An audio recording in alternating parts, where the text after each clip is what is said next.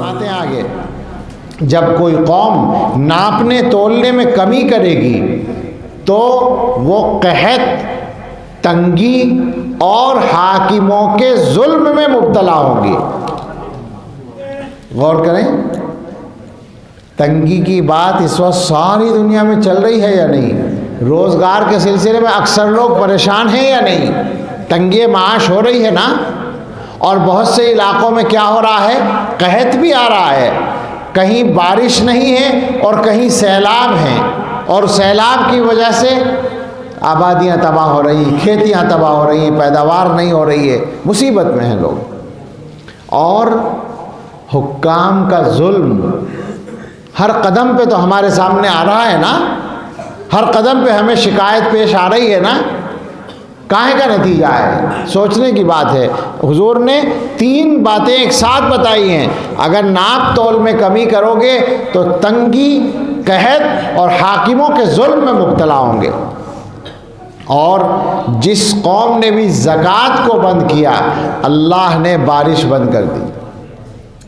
اگر زکوٰۃ نہ دی جائے تو اللہ تعالیٰ بارش بند کرتے ہیں، اور فرمایا کہ اگر جانور نہ ہو تو کبھی بھی بارش نہ ہو، جانوروں کے طفیل بارش ملتی ہے۔ اللہ تعالیٰ اپنے بے زبان اپنی مخلوق پر رحم فرماتے ہیں اور ان کی ضرورت کے لیے بارش برساتے ہیں، تو ہم گنہگاروں کو بھی بارش مل جاتی ہے، ورنہ سزا یہ تھی کہ بارش ہی نہ ہوتی۔ اب سوچیں ذرا اس کو۔ اور جو لوگ عہد شکنی کرتے ہیں، اللہ تعالیٰ ان کے اوپر دشمن کو مسلط فرماتے ہیں۔ ایک آدمی نے حضرت عائشہ صدیقہ رضی اللہ تعالیٰ عنہ سے پوچھا، زلزلہ کیوں آتا ہے؟ آج کل زلزلے بہت آتے ہیں۔ ہمارے ایک گجرات کے عالم ہیں، دوست ہیں ہمارے، مولانا خلیل دیواوی صاحب، مشہور عالم ہیں، مشہور مقرر ہیں۔ ان کو اس پر بہت توجہ رہتی ہے کہ زلزلہ کہاں کہاں آ رہا ہے۔ وہ قیامت کی علامات پر بات کرتے ہیں، چونکہ قیامت کے قریب زلزلوں کی کثرت ہوگی تو اس کے بارے میں دھیان رکھتے ہیں۔ ان کے میسج تقریباً ہر دن آتے ہیں، ابھی بھی آیا تھا تھوڑی دیر پہلے۔ ان کے میسیجوں میں یہی ہوتا ہے کہ آج فلاں جگہ زلزلہ آیا، آج فلاں جگہ زلزلہ آیا۔ اگر آپ معلومات رکھیں گے تو کوئی دن زلزلے سے خالی نہیں ہے دنیا میں، کوئی دن، ایک جگہ نہیں، کئی جگہوں میں روزانہ زلزلے ہیں، روزانہ، کوئی اس میں مبالغہ نہیں ہے۔ وہ جو ناپنے والے ہیں وہ ناپتے ہیں، ان کو پتہ ہوتا ہے روزانہ دنیا میں کہیں نہ کہیں زلزلے آتے ہیں۔ تو حضرت عائشہ رضی اللہ تعالیٰ عنہ سے پوچھا گیا، زلزلہ کیوں آتا ہے؟ انہوں نے فرمایا، جب لوگ زنا جائز کام کی طرح کرنے لگیں۔ جائز کام، بھئی شوہر بیوی کا تعلق ہے، شوہر بیوی کے تعلق میں کیا ہوتا ہے؟ کوئی ڈر نہیں ہوتا۔ جائز کام کی طرح کرنے سے یہی مراد ہے۔ میں اس کو ذرا سا واضح کر رہا ہوں تاکہ ذرا سا اس سلسلے میں پیغام پہنچے اور احتیاط ہو۔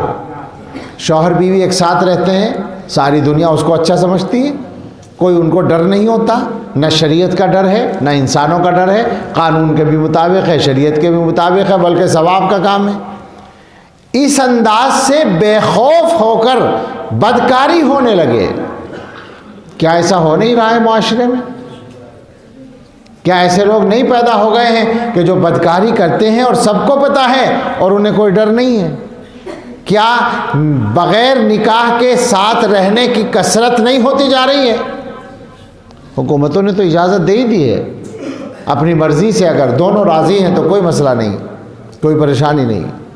تو یہی تو ہے، حضرت عائشہ فرما رہی ہیں کہ جب لوگ بدکاری جائز کام کی طرح کرنے لگیں اور شرابیں پینے لگیں،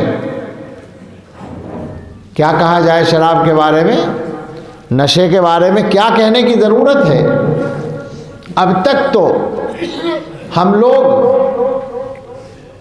اپنے مسلمان بھائیوں سے کہتے تھے کہ صاحب نشہ جو ہے مسلمان کی تو شان ہی نہیں ہے، اس کے دل میں ایمان ہے اور وہ نشہ کر رہا ہے، وہ شراب پی رہا ہے، یہ کیسے ہو سکتا ہے؟